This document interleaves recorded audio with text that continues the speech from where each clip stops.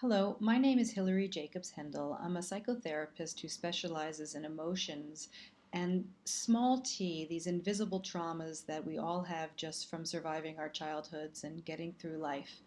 I had a request from someone I know to speak a little bit about suicidal ideation, which is jargon for whenever we entertain thoughts of not being on earth anymore, of killing ourselves. And there are many ways to work with those. One caveat: I'm going to be talking about suicidal ideation, ideas of killing oneself, from the perspective of the change triangle, meaning that it is, in a way, an escape route, a fantasy of a way to escape incredible emotional pain. Anyone that thinks about killing themselves is suffering immensely and deserves immense compassion and connection and compassion and understanding, and to be listened to and validated. I want to make a distinction too between anyone watching that feels that they are in dire emergency because they're actually thinking, not only thinking of killing themselves, but have a plan to do that and they don't feel safe, in which case it's very, very important that you call 911 or go to an emergency room. There is always hope to feel better, and I'm going to talk a little bit about that from the perspective of trauma and emotions. So let me begin just by saying that people are diagnosed all the time with these things like depression, resistant depression, major depression, anxiety that's chronic, and many, many other diagnoses. And to me, even though our culture sometimes teaches us that's the end of a story, and so I am a depressive and that's the end of the story, I'm an anxious person, that's the end of the story. No, that is the beginning of a story of a symptom that has meaning because of underlying pain and emotions that are stuck, that there was nobody there to be with during overwhelming emotions or overwhelming conflicts where different emotions come and clash together. So, suicidal ideation we can think of as when we go into fantasies and thoughts that tell us that is a signal that we're in pain, physical and emotional pain from emotions that need tending to, and that need tending to not necessarily and certainly not by ourselves, but we are all wired for connection. We are wired to go for soothing and to be understood and witnessed and heard.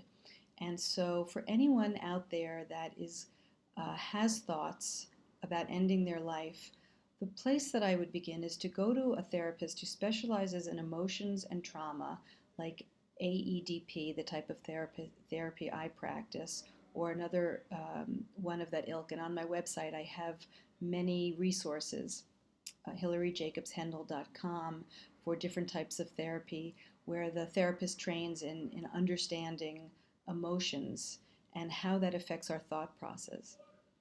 So it's very important to understand that when you have these thoughts of ending your life, that it is because you're suffering.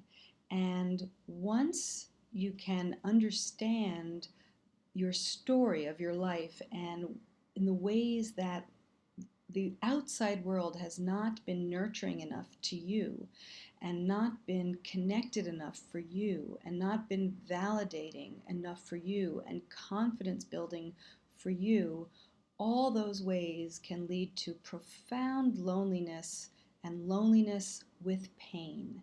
And there is nothing more devastating than to be left all alone with too much pain, and it's just a recipe for feeling awful with no way out except perhaps a fantasy of leaving this earth. So I'm going to leave you with a couple of words of hope that because the brain is always changing, it's called neuroplasticity, we can change and feel better throughout our lifetime from birth until death. Secondly, healing happens in connection, and this connection can be with a fabulous therapist or it can be with a loved one that you open up to and share. But that loved one has to have the capacity to be with your pain without trying to fix you or judge you, but just to accept your pain and to help you feel held and witnessed by it. And lastly, the third sort of bit of hope is that emotions, which none of us receive any information on in our formal schooling, like in high school, which is disastrous for the human condition. Emotions are these neurobiological processes that have meaning. They're meant to be a compass for living. Um, Emotions like fear and anger and sadness and joy and excitement, they tell us what's good for us and what's bad for us.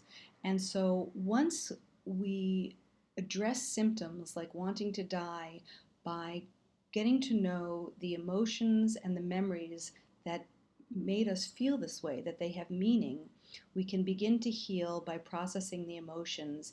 And what that does is it calms the mind and body, makes us feel much, much better.